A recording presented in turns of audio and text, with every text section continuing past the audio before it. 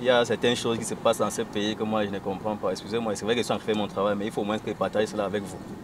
Comment se fait-il qu'on dit qu'on doit organiser la CAN, mais les routes ne sont pas encore prêtes? Il y a des creux partout. Et les infrastructures sportives même ne sont pas encore prêtes. Vous pensez vous-même qu'on peut réaliser ça? Il y a vraiment trop de mange-mille dans ce pays. Les gars veulent toujours manger sans travailler. C'est bien beau qu'on doit organiser, mais alors, est-ce que les infrastructures, il y en a? Vous-même, vous voyez comment? Il n'y a rien qui est prêt. Il y a des routes que tu passes sur ça, vraiment, tu te poses la question de savoir si tu es dans la capitale d'un pays. Il n'y a pas de route. Oh. On dit qu'on va accueillir les étrangers avec quoi? Moi, vraiment, j'en ai ras-le-bol de ce pays. Hein. Je me demande comment les étrangers viendront et comment ils vont prendre la chose. Les routes, il n'y en a pas. Les stades, même, on nous sort de ces factures, des camions de sable à où c'est 300 000. Un camion de sable que tout le monde connaît qu'avec 80 000, tu peux avoir un camion. Le sac de ciment, 17 000. Dans quel pays? Tout le monde sait que le sac de ciment le plus cher, c'est 5 000. Mais on triple, voire même quadruple le prix de toutes ces choses-là. Et ce qui me cœur encore le plus, c'est l'entourage du chef de l'État. On le trompe. On lui fait dire des trucs que, après, tout le monde est surpris que ce qu'il a dit n'est plus ça. Comment se fait-il que les gens peuvent lui dire que non, on va organiser? Lui, il prend la parole, dit que le Cameroun sera prêt le jeudi. Et le jeudi, avant le jeudi, on nous fait comprendre que non, il y a glissement de dates. Comment on peut être prêt le jeudi et il y a encore glissement de dates? Moi, je ne comprends pas. Amal vient aussi, il nous bluffe avec son français, je ne sais pas. Il sort de quel pays, par exemple? Oh là là, regardez les routes de notre pays. Il sort de nous avec son français. Il dit que non, il n'y a pas de plan B pour la CAN au Cameroun. On n'a même pas encore répondu. Il part maintenant nous faire comprendre que non, au Cameroun, il retire la CAN au Cameroun. Amad, ce président, je ne sais pas, d'où il sort même. Où il sort de quel pays, vraiment le nom de son pays même n'est même pas très important. Il nous fait comprendre d'abord qu'il est quitté de Simalène jusqu'à Etoudi, sans aucun nid de poule. Et pourtant, nous tous, nous connaissons l'état des routes de notre capitale. Il vient encore maintenant nous pomper que non, le Cameroun sera prêt, le Cameroun va organiser la CAN du 6 janvier au 9 février. Est-ce que ça dépend de lui-même? Vous-même, dites-moi. Nous tous, nous savons que c'est le comité exécutif de la CAF qui s'assoit et décide de qui peut organiser ou pas. Moi, je me demande alors qui il est finalement, il joue à quoi? Il est d'abord venu dire que non, il n'a pas de plan B. Après, il revient et nous dit non, le Cameroun va organiser. Lui qui? Il n'est que président de la CAF, il n'est pas c'est vrai qu'il est membre du comité exécutif, mais il n'a pas encore, le comité exécutif n'a pas donné son mot. Oui, allô? Oui, monsieur. Ah, vous êtes à quel niveau? Ah, je vais vous prendre. Hein. Aïe, aïe, aïe, je suis un peu loin de vous là, mais s'il vous plaît, accordez-moi 40 minutes. Oui, 40 minutes, ok. Tout à l'heure, boss. Tout à l'heure.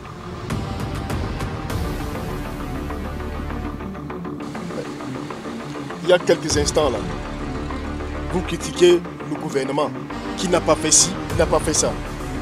Mais voilà que rien qu'à votre petit niveau, vous n'arrivez pas à respecter la règle, la loi même qui demande aux automobilistes de se garer lorsqu'ils veulent émettre un coup de fil ou alors recevoir. Est-ce que vous trouvez normal ce que vous venez de faire là, monsieur? C'est quoi votre problème, monsieur? Mon problème, c'est que je me trouve dans votre véhicule et que vous êtes en pleine conversation téléphonique en même temps que vous conduisez. C'est ça le problème. Pourquoi ce n'est que vous que ça dérange? Chacun est responsable de son corps. Je suis responsable de mon corps. Vous n'êtes pas seul dans la voiture. Pourquoi les autres ne parlent pas? Et vous n'êtes pas sûr qu'ils sont d'accord avec vous? Bien sûr. Il ne trouve aucun souci à cela. Il y a une loi qui est établie qui demande de se garer. Et là, vous avez critiqué l'État. Avez raison ou pas? Je suis aussi là en train de vous critiquer. Vous qui? Donc, dorénavant, je vous donne maintenant le conseil. Dorénavant, garez-vous et recevez votre coup de fil ou alors appelez si vous voulez le faire. Je crois qu'il aurait été mieux de nous dire, s'il vous plaît, si je peux me garer pour répondre à ce coup de fil. On vous aurait donné l'accord.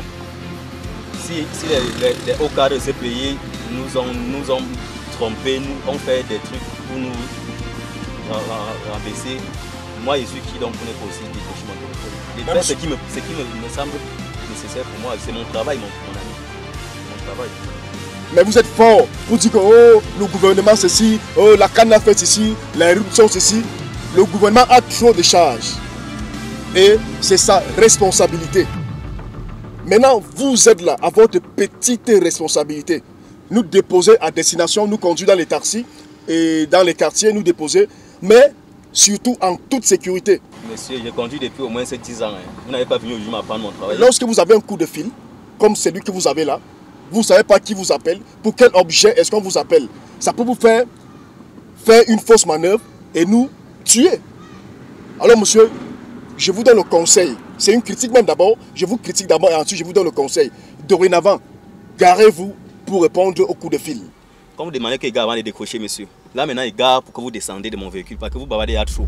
Et moi, j'en ai marre de vos bavardages là. Qui sort? Vous descendez de mon véhicule ou pas?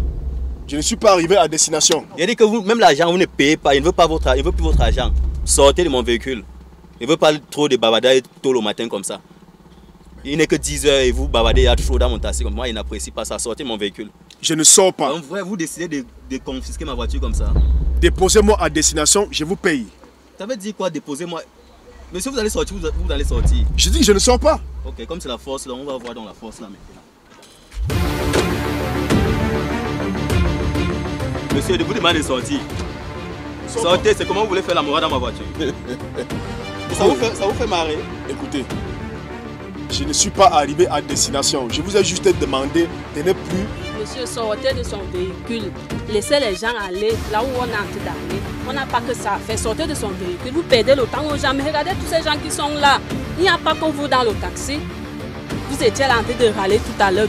Là, ce que vous parlez, moi, ne comprend pas. C'est au moins monsieur qui se soucie de son pays. Mais vous êtes là, ce que vous racontez. Il est libre de faire ce qu'il veut dans son véhicule. Il vous demande de sortir. Il ne vous demande rien. Sortez au moins de son véhicule. Laissez-nous aller là où on va arriver. Monsieur, je dis, mais depuis vous bavardez dans nos oreilles, c'est comment? Il faut descendre aussi, non?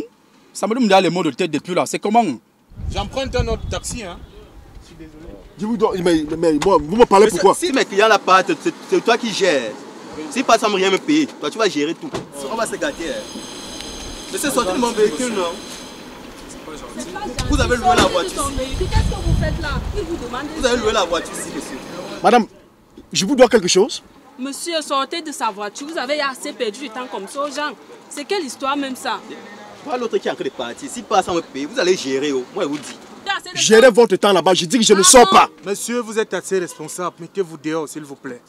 Je dis que je ne sors pas. Si vous voulez que je sorte, payez-moi les dommages et intérêts. Et si pas sans me payer, vous allez gérer. Moi, je vous dis. Vous allez gérer tous ceux qui sont répartis. Vous voyez, ils sont répartis. Ça, c'est vraiment terrible. C'est vraiment décevant. Et là, c'est vous qui me perdez du temps. Hein.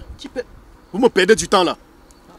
Je vous dis, et vous ne savez pas ce que vous risquez. Vraiment, taximan, j'emprunte un autre véhicule. Allez-y, le monsieur c'est moi. Vraiment. Le monsieur c'est moi. Bonne journée. Mais s'il n'y a pas de problème, monsieur, je vais l'arrêter. Il va seulement gérer toutes les factures là. Il va me gérer la journée aujourd'hui. Un bas taximan comme ça là. Bas taximan. Et puis quoi? Bas taximan et puis quoi? Payez-moi mon argent. Vous connaissez trop le français, bas taximan. Je dois aller travailler, monsieur. Sortez la voiture, monsieur.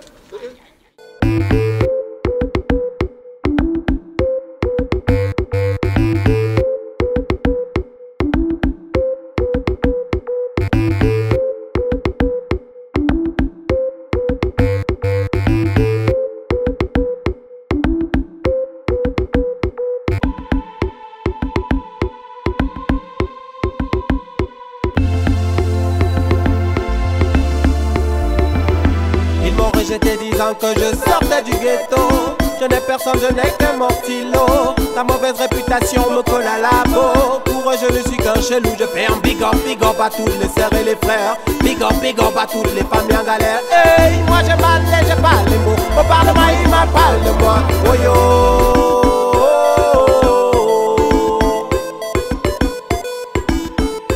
Oh na na na,